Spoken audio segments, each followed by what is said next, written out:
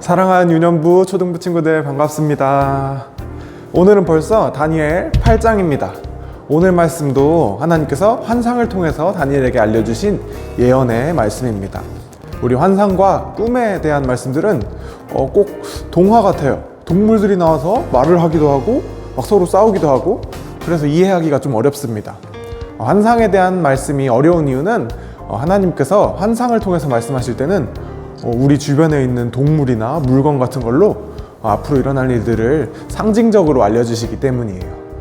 그래서 오늘 다니엘 8장 말씀도 잘 집중해서 다니엘에게 보여주신 환상이 무슨 뜻인지, 또 그것을 통해서 우리에게 하신 말씀은 무엇인지 배우는 귀한 시간이 되기를 소망합니다. 자, 다니엘서 8장이 우리에게 주는 교훈은 하나님의 약속은 반드시 이루어진다 라는 사실을 알려주는 겁니다.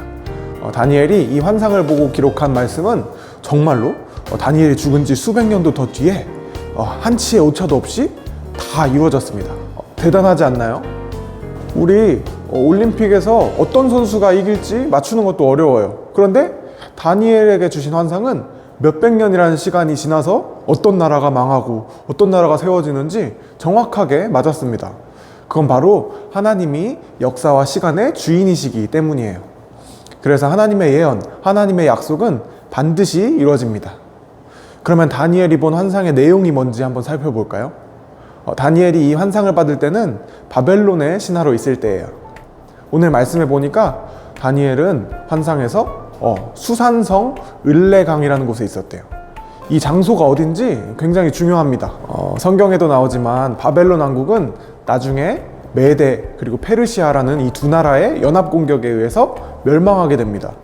지금 다니엘이 환상 속에서 와 있는 장소 수산성 을레강이라는 곳은 바로 이 메데 페르시아 왕국의 수도가 있는 곳이었어요.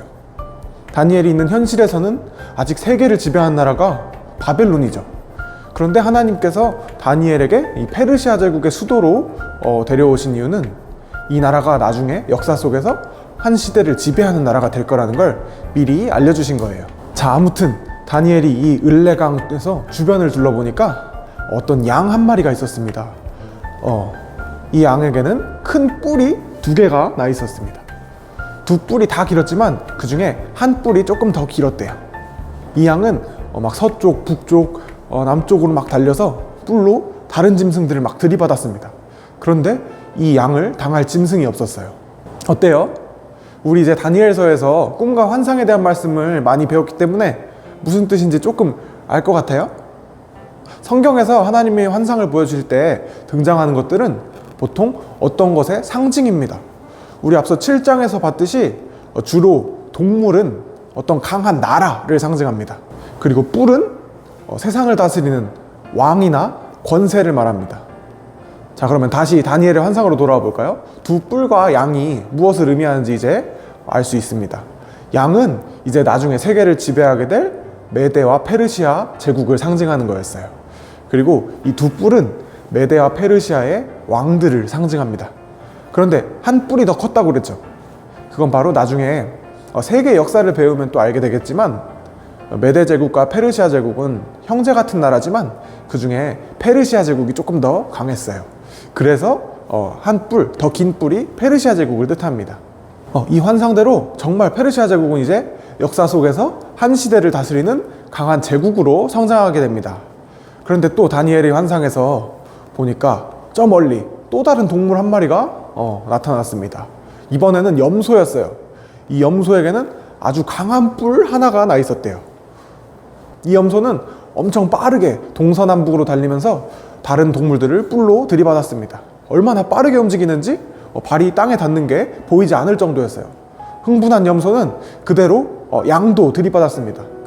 양은 염소에 치여서 쓰러지고 그 두 뿔이 꺾여버렸어요. 우리 좀 전에 하나님이 보여주시는 환상에서 동물은 나라, 그리고 뿔은 왕을 상징한다고 했었죠. 염소와 뿔도 역사 속에 있었던 어떤 나라와 왕에 대한 이야기입니다. 헬라 제국이라는 나라에 알렉산더 대왕이라는 엄청난 왕이 있었습니다. 알렉산더 대왕은 몇 년 만에 이 세계를 거의 다 정복할 정도로 엄청난 왕이었어요. 다니엘의 환상의 염소처럼 말이에요. 실제로 나중에 헬라 제국은 페르시아 제국도 무너뜨리고 세계를 지배하게 됩니다. 자, 그러면 다시 환상으로 돌아와서 염소의 큰 뿔이 다시 꺾입니다. 그리고 그 뿔에서 작은 4개의 뿔이 새로 돋아납니다. 실제 역사 속에서 알렉산더 대왕은 젊은 나이에 갑자기 병들어 죽었어요. 큰 뿔이 꺾인 것처럼요. 그리고 이 알렉산더 대왕의 헬라 제국은 4개의 나라로 쪼개졌습니다.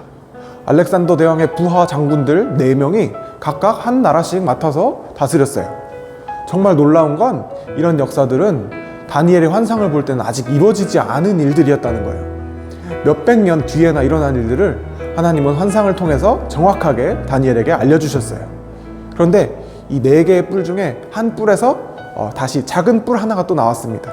성경에 보니까 이 작은 뿔이 영화로운 땅을 공격했대요. 영화로운 땅이 어디일까요? 그건 바로 하나님의 성전이 있는 곳, 바로 유다 왕국의 수도 예루살렘을 말합니다. 이 뿔은 하늘의 군대도 무너뜨렸대요. 하늘의 군대는 바로 하나님의 백성인 이스라엘 백성들을 뜻합니다.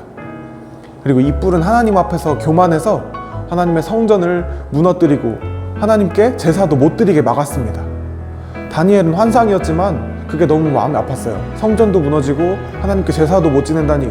그래서 다니엘은 언제까지 제사를 못 드리는지 알기 위해서 천사들끼리 대화하는 소리에 귀를 기울였습니다. 다니엘이 잘 들어보니까 2300번의 밤과 낮이 지나면 성전이 다시 복원될 것이다 라는 말을 들었어요.